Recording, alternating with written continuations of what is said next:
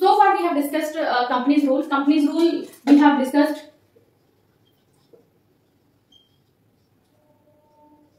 (1773) onward, 1858. So first we have already discussed the Regulating Act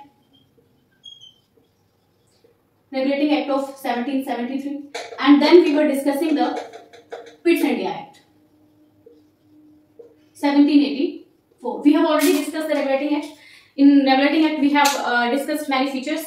So now Pitt's India Act. Pitt's India Act में क्या होता है? They have differentiated functions. अगर आपको इतना याद रह जाएगा, then your Pitt's India Act will be clear. Two functions were there. First is commercial, and another is political functions. Two functions were there. So इन्होंने ब्रिटिश गवर्नमेंट ने क्या किया था, कंपनी की पोजेशंस अपने पास ली थी, तो उसी में इन्होंने कुछ चेंजेस करने स्टार्ट किए. They have started organizing the functions कि कैसे कैसे ये कंपनी काम कर रही है, उसको किस किस तरह से फर्दर रिफॉर्म्स की जरूरत है, उसके लिए ही इस एक्ट में जो भी प्रावधान दिए गए हैं वो है. तो कमर्शियल फंक्शंस और पॉलिटिकल फंक्शंस, ये दो फंक्शंस हमारे बताए गए. तो कमर्शियल फंक्शंस के लिए भी इन्होंने एक बॉडी बनाई हुई थी. That was already there in the regulating act. That was the court of director, if you have remember. Court of director जो कि कमर्शियल अफेयर्स के बारे में काम कर रही थी, लेकिन पॉलिटिकल जो काम था वो भी ये सेम कंपनी ही कर रही थी. तो उसके बाद जब ब्रिटिश गवर्नमेंट ने यहाँ पर इंटरवीन किया, तो इन्होंने सोचा कि पॉलिटिकल जो एडमिनिस्ट्रेशन है that has to be kept aside. तो उसके लिए इन्होंने एक और कमेटी बनाई and that was called the board of directors. This was the existing body as you know, and this was a new body that was set up, board of control. We can say board of control was there. So political functions. In political functions there are other functions like military functions,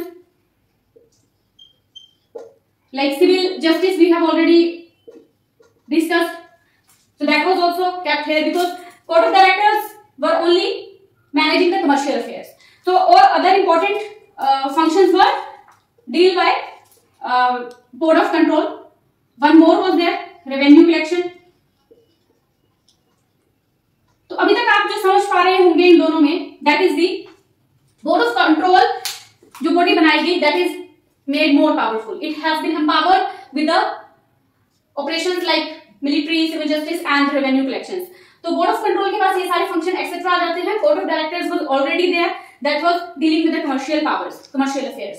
तो ये जब दो system हमारे पास अलग से काम कर रहे हैं यहाँ पर, तो इसको हम कह सकते हैं कि double system of government is working. So that is called double system of government. That is all about the Pitt's India act. इसके अलावा भी पिट्स इंडिया एक्ट जो इंपॉर्टेंस रखता है, दैट इज फॉर द, हमने ये बात की revenue collection. Revenue collection was British possession. पहले हम बात कर रहे थे कंपनीज प्रॉपर्टी, कंपनीज टेरिटरी, लेकिन अब ये ब्रिटिश ने अपने पोजेशन में ले लिया था, ब्रिटिश गवर्नमेंट में, इंग्लैंड में. तो ब्रिटिश पोजेशन ये चीज जो थी first time called British possession, ये चीज जोड़ी गई. तो ये चीज पिट्स इंडिया एक्ट में इंपॉर्टेंस रखती है कि कई बार क्वेश्चन पूछा जा सकता है कि British possession was a term first used in which act. कुछ एक्ट्स आपको दिए जा सकते हैं, regulating act, Pitt's India act, charter act. तो हमें यहाँ से बिल्कुल क्लैरिफाई है कि रेवेन्यू कलेक्शन जब था वो ब्रिटिश पोजेशन के लिए ही काम कर रहा था. ब्रिटिश पोजेशंस का रेवेन्यू था जिसको कलेक्शन के लिए हम बोर्ड ऑफ कंट्रोल एक कमेटी बना रखी थी. दूसरी इंपॉर्टेंस ये थी कि जो हमारी ईस्ट इंडिया कंपनी थी, ये पूरे के पूरे कंट्रोल में अब आ चुकी थी ब्रिटिश गवर्नमेंट के. तो ये दो चीजें हम यहाँ से सिग्निफिकेंट दिखती हैं. तो ये इसकी सिग्निफिकेंस है पिट्स इंडिया एक्ट की. अब यहाँ से हमें बिल्कुल क्लियरिफाई हो जाएगा जब भी हम बात करेंगे पिट्स इंडिया एक्ट की. हमें चाहे एमसीक्यूज आते हैं कि ये फीचर किस एक्ट का है, या फिर हमें मल्टीपल ये जो मैच करने के लिए आते हैं कि मान लो ये पूछा जाए कि board of control was first establish in, अलग अलग से आपको एक्ट दिए जाएंगे तो आपको पता रहेगा. Double system of government was first introduced here. British government का सारा जो कंट्रोल ईएसी के लिए आ चुका था अभी, और यहाँ पर फर्स्ट टाइम ब्रिटिश पोजेशन का यूज किया गया, ये वर्ड बोला गया.